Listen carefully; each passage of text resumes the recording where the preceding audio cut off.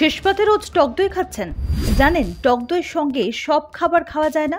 এতে হিতে বিপরীত হতে পারে শরীরের। টক দইয়ের উপকারিতা পেতে এড়িয়ে চলুন এই 5 খাবার। গরমকালে অনেকেই নিয়ম করে টক দই খান। রোজের পাতে দই রাখার পরামর্শ দেন পুষ্টিবিদরা। টক দই খাওয়া স্বাস্থ্যের পক্ষে উপকারী, তবে একাধিক গুণ থাকলেও ভুল খাবারের সঙ্গে টক দই খেলে হিতে বিপরীত হওয়ার সম্ভাবনাই বেশি। পাতে টক দই রাখলে এমন কিছু খাবার রয়েছে যা বাদ দিতে হবে, না হলে দেখা দেবে নানা সমস্যা।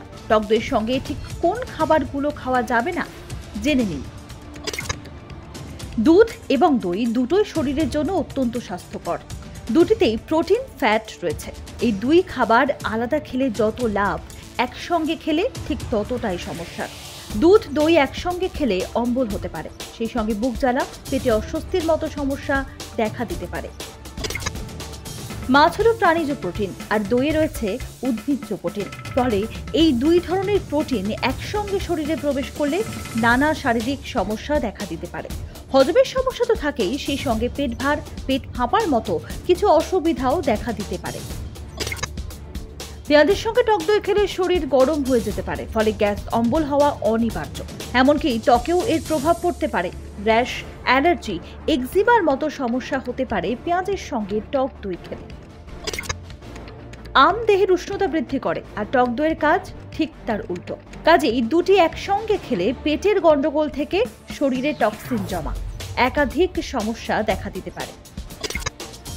অনেক সময় রেস্তোরাঁতে ভাজাভুজির সঙ্গে ডিপ হিসেবে দই দেওয়া হয়। খেতে ভালো লাগলেও শরীরের পক্ষে তা কিন্তু মোটেই ভালো নয়। সকলেই জানেন খাবার খাওয়ার পর দই খেলে হজমের সুবিধা হয়, কিন্তু ভাজাভুজির সঙ্গে দই হজম প্রক্রিয়াকে আরো ধীর করে দেয়। যারা দীর্ঘদিন ধরে পেপটিক আলসারের সমস্যায় ভুগছেন, পুষ্টিবিদদের মতে প্রতিদিন নিয়ম করে 1 কাপ টক দই খেলে জটিল শারীরিক সমস্যা থেকে চিরকালের মতো মুক্তি পাবেন।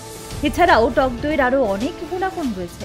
শরীরকে ডিটক্সিফাই রাখে টক দই, রক্তচাপ নিয়ন্ত্রণে রাখতে সাহায্য করে, হজম ক্ষমতা বাড়ায় টক দই, রোগ প্রতিরোধ শক্তি বাড়াতেও সাহায্য করে।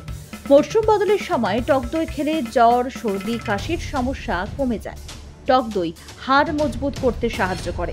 পুরুষদের তুলনায় মহিলারা বেশি মাত্রায় ক্যালসিয়ামের অভাবে ভোগেন। তারা যদি নিয়মিত টক দই খান, হাড়ের দুর্বলতা সমস্যা কমতে পারে। শুধু তাই নয়, টক দইয়ের কিছু উপাদান কোলন ক্যান্সারের আশঙ্কাও কমিয়ে দেয়। আর টক দইয়ের উপকারিতা যদি আরও পেতে চান, তাহলে এর সঙ্গে যোগ করতে পারেন কিশমিশ। টক দইয়ের সঙ্গে কিশমিশ মিশিয়ে খেলে অন্ত্রে উপকারী ব্যাকটেরিয়ার পরিমাণ বাড়ে, যা শরীরের পক্ষে ভীষণ উপকারী। ব্যুরো রিপোর্ট, আজ বিকেল।